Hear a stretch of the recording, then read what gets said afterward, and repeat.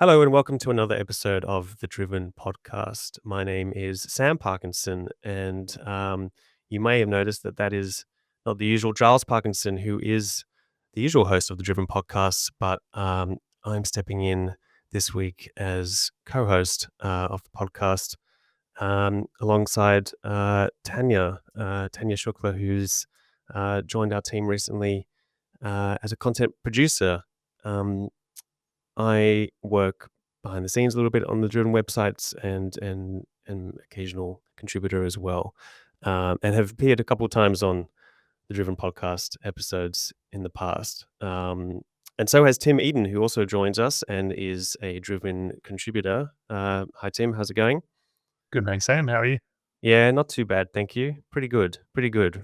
Friday, so almost end of the week. But otherwise, things are going pretty well. We've got the election coming tomorrow, so that's an interesting weekend coming up. And yeah, it'll be really interesting to see what comes out of the election results and what that means for electric vehicles, particularly in Australia. So we can perhaps discuss a bit of that later on in the podcast. But to start off with, I wanted to talk to Tanya a little bit about her experience recently at a Zika track day, which was a launch for their 009 all-wheel drive um, electric vehicle. And Tanya went along on behalf of the Driven and drove the 009 herself around a track along with some other journalists. And it was her first time driving a Zika, but it was also her first time driving an electric vehicle. So, Tanya, how did you find that whole experience? Well, the day itself was a lot of fun. I didn't really know what I was doing. Like, I got there, I knew I was gonna drive a car, I knew there was gonna be a track and there were gonna be some safety cones, but, never having driven an EV before, I didn't know what that feeling was going to be like, and I think my biggest takeaway was just how quiet it was. Mm, It was really quiet, and something that I'm not used to, particularly when I start a car, mm, is just feeling the power of a car, particularly one of that size, mm, right? mm. And so I remember looking over to the person who was in the car with me and asking them, "Is this even on? Like, can I go?" And I was at the front of the pack, so I Yeah, was like yeah, in yeah. front of everyone driving around the track. Mm, But yeah, no, the day itself was really great. Being on a motor track, I think help make sense of how fast it can go and how quickly it can mm, achieve those speeds, and then also stopping and starting and all of those little functionality parts that you might not have the ability to test out on a mm, normal road. mm. Got to really understand the range of that car and the fact that an EV can do it. Yeah, yeah. I mean, I think maybe perhaps people like you, Tim, and myself, who are lucky enough to drive an EV day to day, we kind of take that sort of silence for granted, and it's not something we really, I guess, really think about too much. But I suppose for people who don't have uh, any experience or much experience in an EV, it is something. I mean, I remember first sitting in the first EV that I sat in was the Tesla Model S when it first came to Australia, and it was really like, wow, this is like a completely different type of vehicle to anything I've driven before. Um, but yeah, as you said, it wasn't a small sporty vehicle. This was like a big 009 is it's a six seater. It's a six-seater. They also have a seven-seater model as well, I believe. Okay, So it's a big car. yeah, so it's Um, like a people mover. It's a people mover, Okay, and it does it well. Like, hmm, it's not a person mover, it's a people mover. That was okay, my biggest takeaway from yeah, it as so well. big families. Big families, just a lot of people. Anywhere that you gotta go, Mm, it can take you there. mm, And I drive a big car. Like, for me, driving a big car is not out of the ordinary. mm, I actually like driving a big car. It's I can see everything because 'cause I'm so short, so being in a bigger car means I've got visibility everywhere. okay.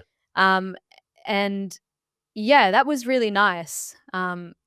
It was interesting to be, again, in that big car and it be so quiet as an EV, Mm, um, but also see all of the high tech that was kind of there and the different touch screens and voice operating functions that are there, which I know are in traditional cars as well and newer models, but seeing that integrated so effortlessly was also something that I took away and I Okay, was like, that's "Okay, interesting. yeah." Yeah, okay. So, I mean, yeah, as you said, touch screens and voice recognition and, that kind of stuff is something which isn't really exclusive to EVs, but you found that to be something different about maybe Yeah. that you were in Yeah, it felt software.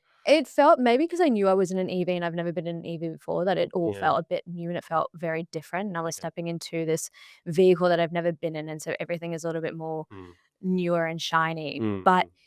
even just the, ability to, like, model and see the 360 view of the car from the outside Yeah, on yeah, your iPad, that was just something that I thought, "Okay, well, I've never yeah, had that before, I've never seen that before," and yeah.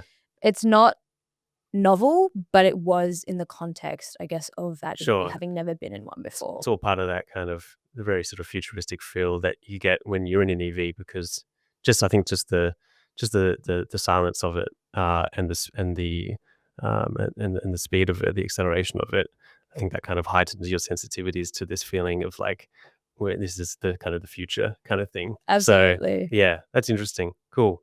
Um, um, and any other takeaways from the event? You were there with other journalists, and I mean, what was the general view of the 009? Was it received relatively well? Was it? I mean, it's not something that I think. Well, I mean, I don't know, but I wonder if it's going to be one of those mass market vehicles. It is a large vehicle. Mhm. It's for families probably with 6 or 7 seaters. There's not a whole lot of 6 or 7 seater EVs out there currently. I mean, you've got the Kia EV9, and um, there might be another model or two.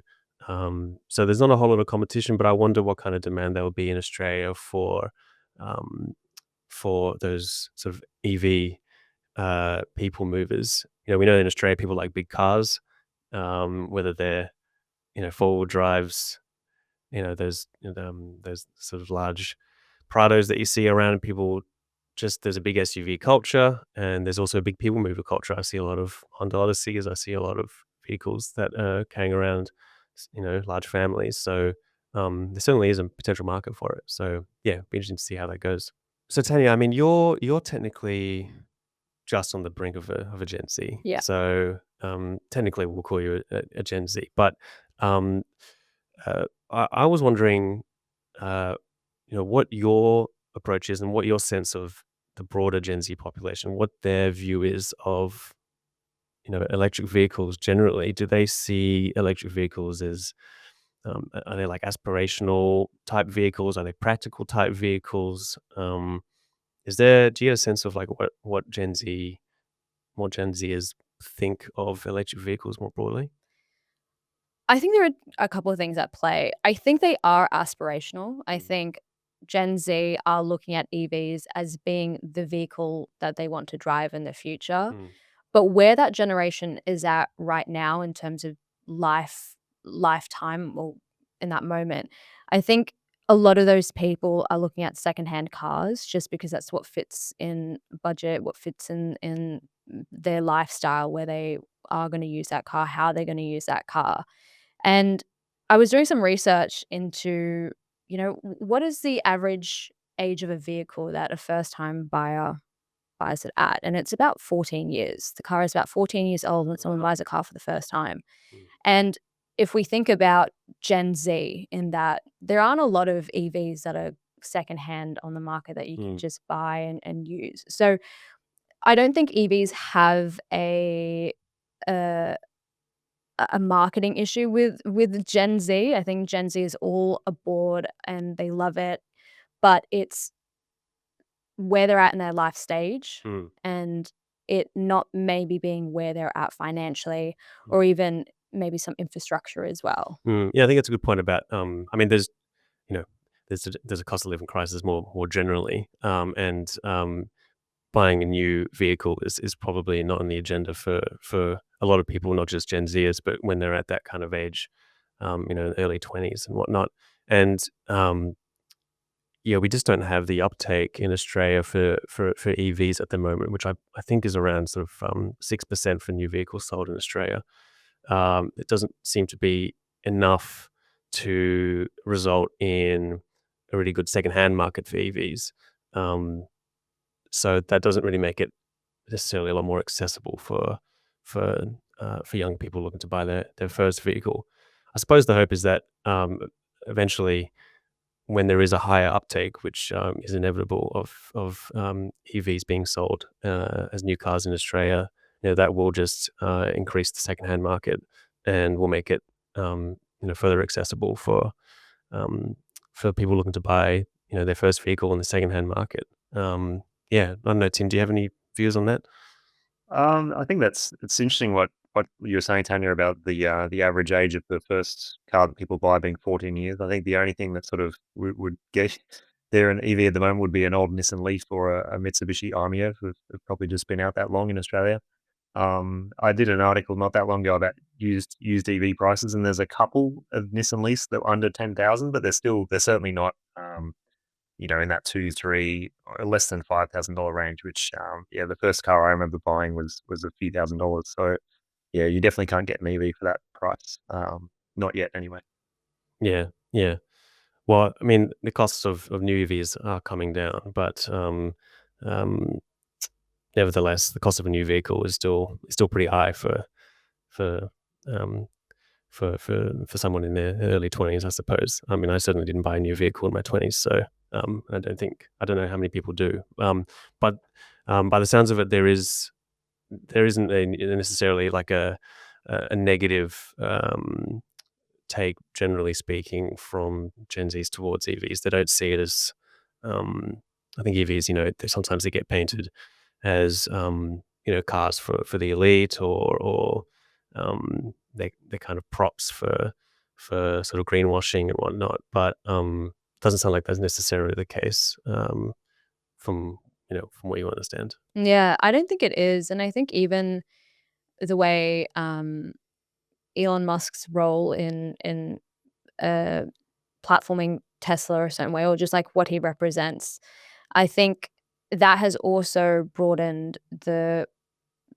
reach of people who might be interested in an EV, people who might have felt it was a more of a political statement coming from the so-called left. Mhm. Now it's more, okay, well, many people across the political spectrum drive EVs or support EVs. That Mhm. I don't think it is as political as it once was. It's just that breaking into the market now. And culturally, even so much of Gen Z is ride sharing, it's secondhand stuff, and that's our approach to sustainability, right?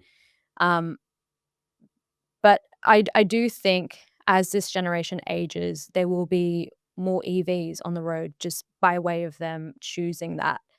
And with that, hopefully in time will be more infrastructure around that. Weather as well, a lot of, garages have their own chargers, and Mm. a lot of people who are Gen Z are either living with their parents, or they're sharing a house with some housemates, or are living on campus, or are in places that might not, facilitate those needs for having an EV. And then if charging points are further and further away or not as accessible, I think that's another limitation right now Mm. with where it's at. But as this generation ages, I think it will become a lot more prevalent and accessible. Yeah, I mean, I think anxiety around, there's always been that a level of range anxiety for people who are looking at diving into purchasing an electric vehicle, and there's also infrastructure anxiety as well. How am I going to be able to charge the vehicle?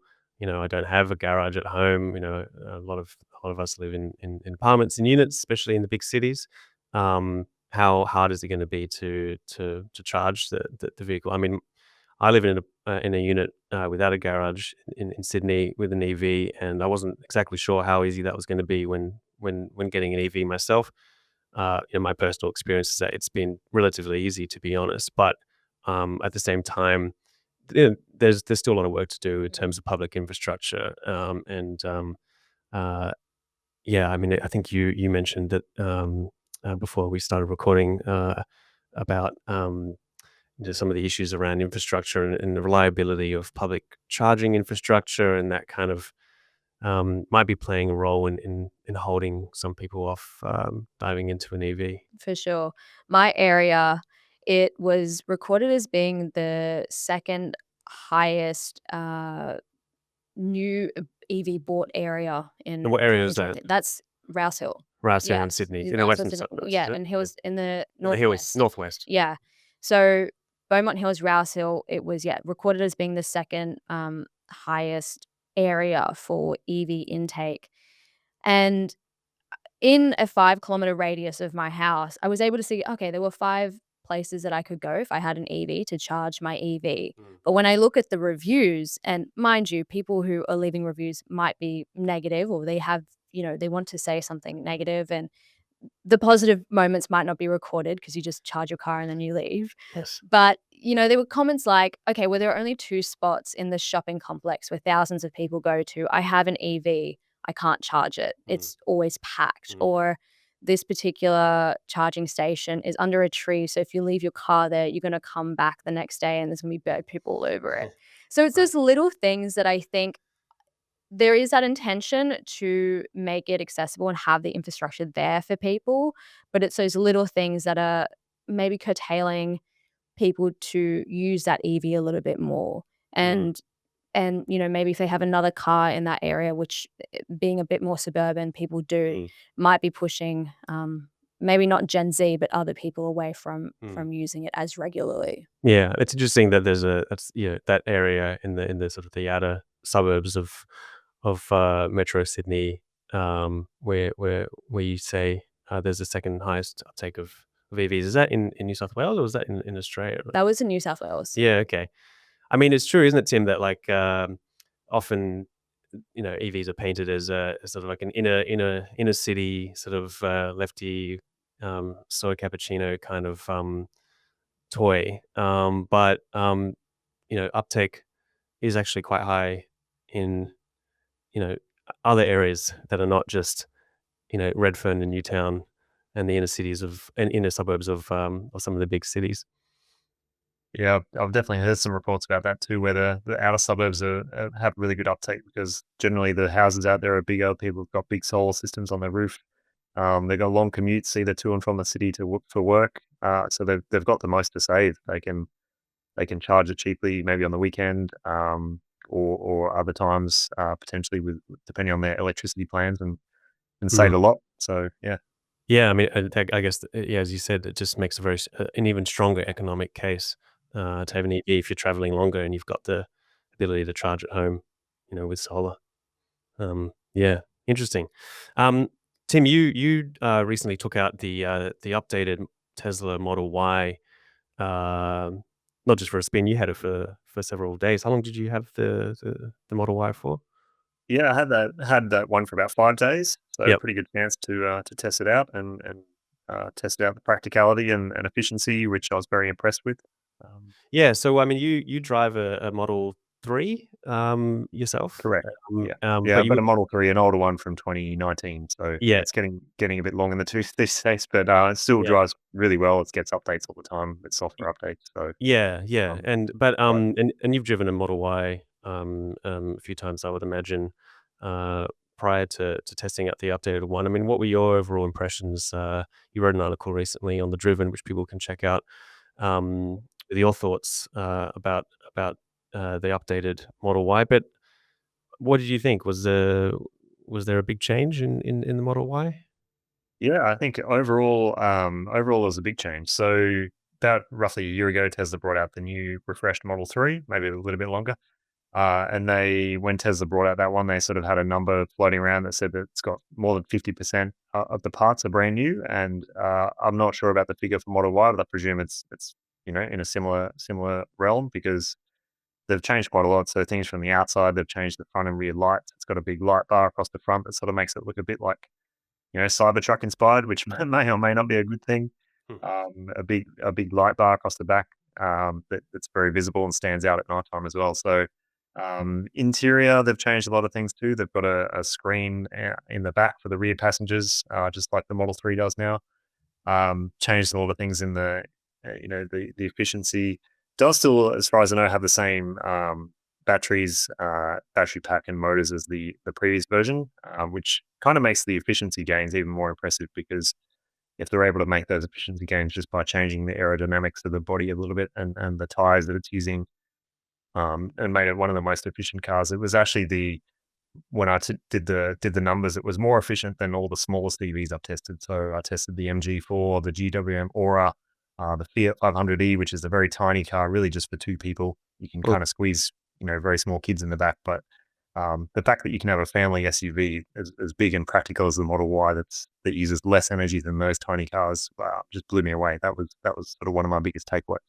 Yeah, right. Wow, okay. So what I mean, where does that how do you think that's gonna work for them in terms of how Tesla then sits in I guess, a really ever increasing competitive market, particularly in Australia, where we're seeing a lot of new EVs come to the market, um, in the last few months, and we know there's a lot more on the way, in 2025 and 2026. So, do you think that the updates for the Model Y, um, how do you think that's gonna impact its sitting in the market? Yeah, it's a good question. I mean, ultimately, time will tell. But my opinion is they've done a lot to the Model Y and they've updated it in a lot of really good ways. They one of the biggest omissions is there's no bidirectional charging at all. So a lot of the EVs coming out today have at least vehicle to load, so you can at least run an extension cord and power your house during a power outage, or just take it camping and be able to run your fridges and those kind of things. So I think that's one big thing that Tesla should really just add to their vehicles. I think that would a lot of people would be potentially swayed by that.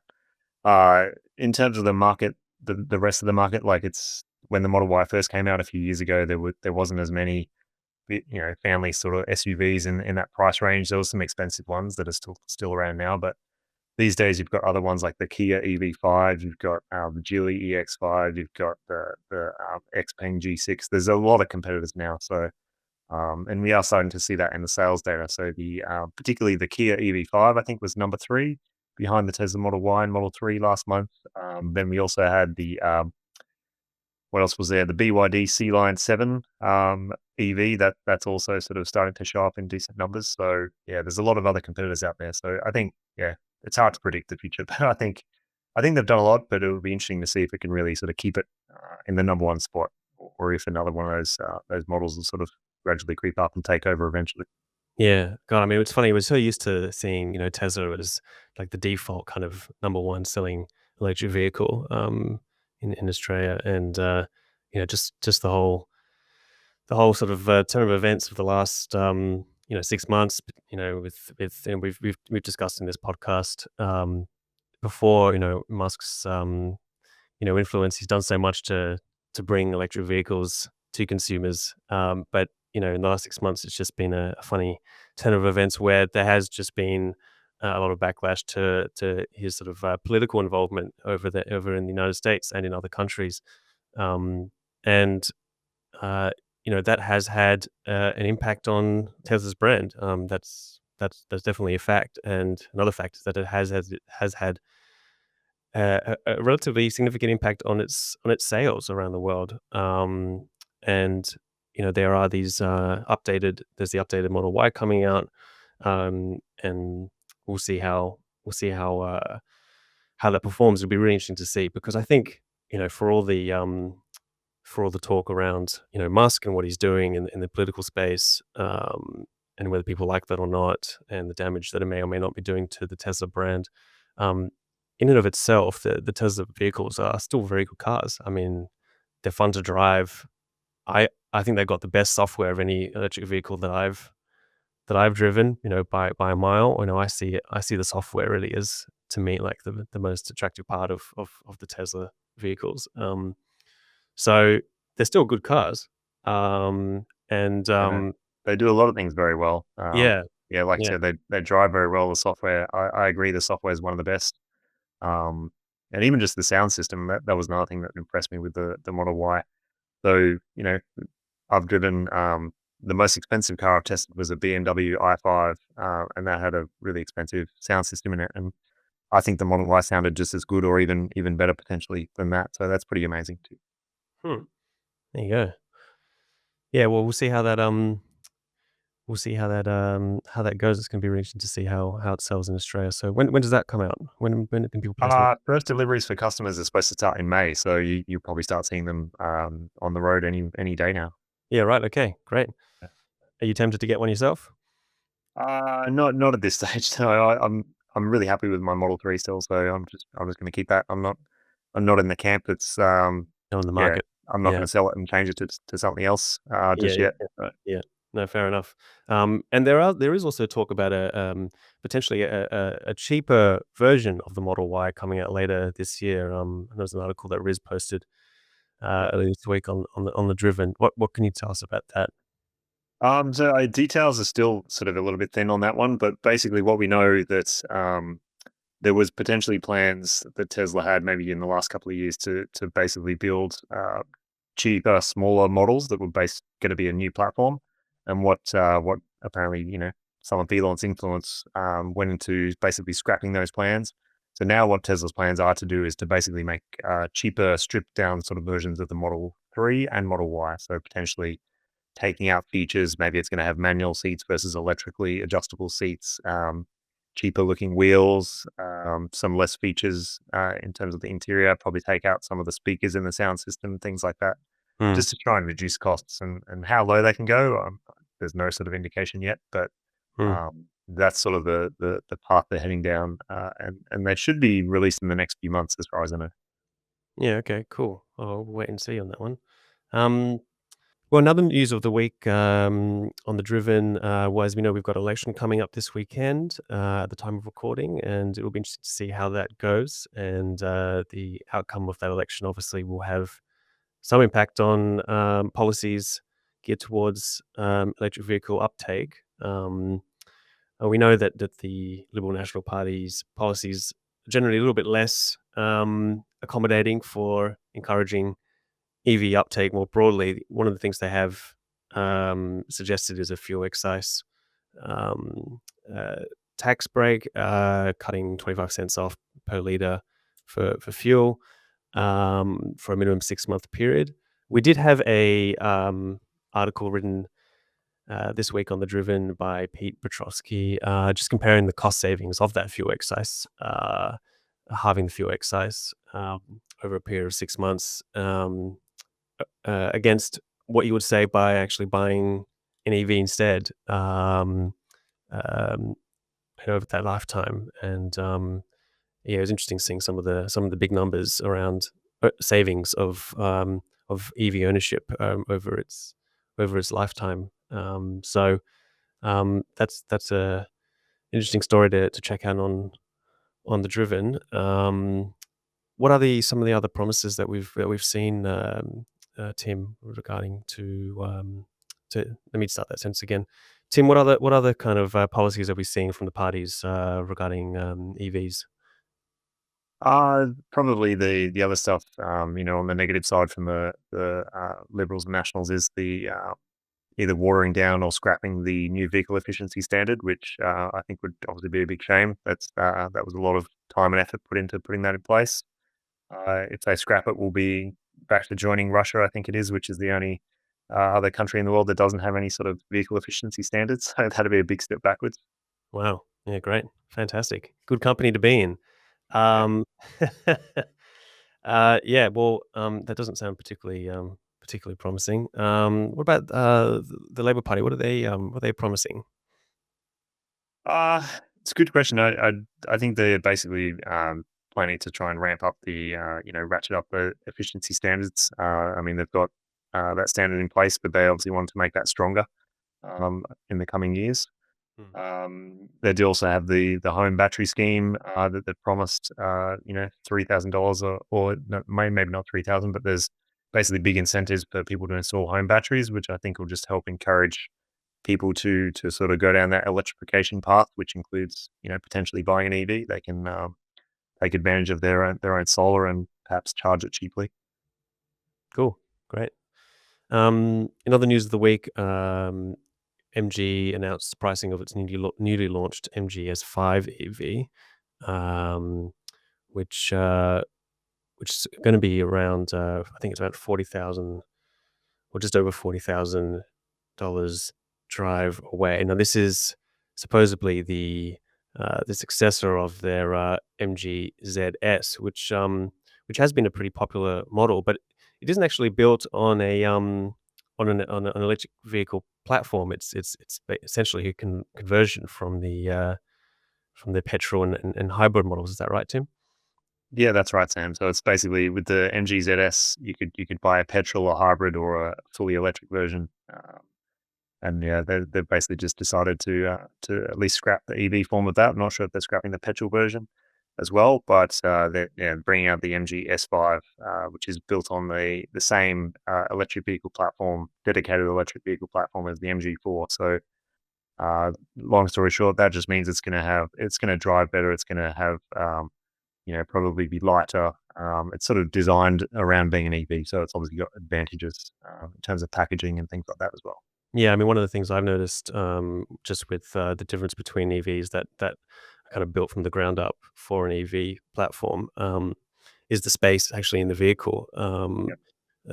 You've got generally, I find, you've got a longer wheelbase, which just means that even if the car isn't longer, you actually feel like you've got more space inside the vehicle, just because they're making use of the spare room from not having the petrol engine in there. So yeah, I mean, I think that sounds like it's definitely a good upgrade, potentially for people who might have been looking at the ZS, which I think has been a pretty successful vehicle too. But the idea of having that car on a fully electric platform, I think, yeah, I think that's going to be a really interesting proposition for potential EV purchases in Australia. Is there any other news of the week that we need to cover, Tim, before we start wrapping up? I think just potentially maybe just to touch on sales again. So I think it'd be interesting to see when the sales figures come out. They should come out Monday or early next week. Be interesting to see where we're at in terms of percentage. It's sort of March was better than January and February, which was sort of quite low in terms of EV sales as a percentage of new car sales. We're down a bit to where we were, definitely month over month compared to last year. So yeah, I mean, things were looking better in March, so hopefully they continue that upward trend in April. Yeah, but we did see a big increase, didn't we, last year in the uptake of hybrid vehicles. That's had a um, big sort of spike in sales last year, and so yeah, it'll be interesting to see if that trend continues or whether we'll see more people who are looking at potential hybrid vehicles start looking at fully electric cars as an alternative. But I think we've mentioned this in previous episodes. As the cost of fully electric vehicles comes down, and with more competition coming into the Australian market, um, I think you can get for the same price. I think I've said this before, but for the same price as a new Toyota Corolla hybrid, you can get a BYD Dolphin or an MG4. There's a few vehicles out there which you can get at the same cost, and if you compare savings over the period of that vehicle life, there'd be a strong economic case to go not for the hybrid but for the fully electric platform. But I guess we'll see what the consumers think of that, and yeah, be really interesting to see how that goes with all these new vehicles coming in. All right. Well, I think that'll probably do for this episode. Apologies to those who were tuning in, desperate to hear the voice of Giles Parkinson, and instead having to listen to me instead. But on the bright side, we've also had Tim and Tanya, which has been great. So thanks very much for joining this episode, guys. Much appreciated, and also a big shout out to our sponsor, AEVA, the Australian Electric Vehicle Association. Thanks for your support. And we'll be back in a couple of weeks' time, and probably back with the usual host, Giles Parkinson. So in the meantime, happy election, and we'll see you then.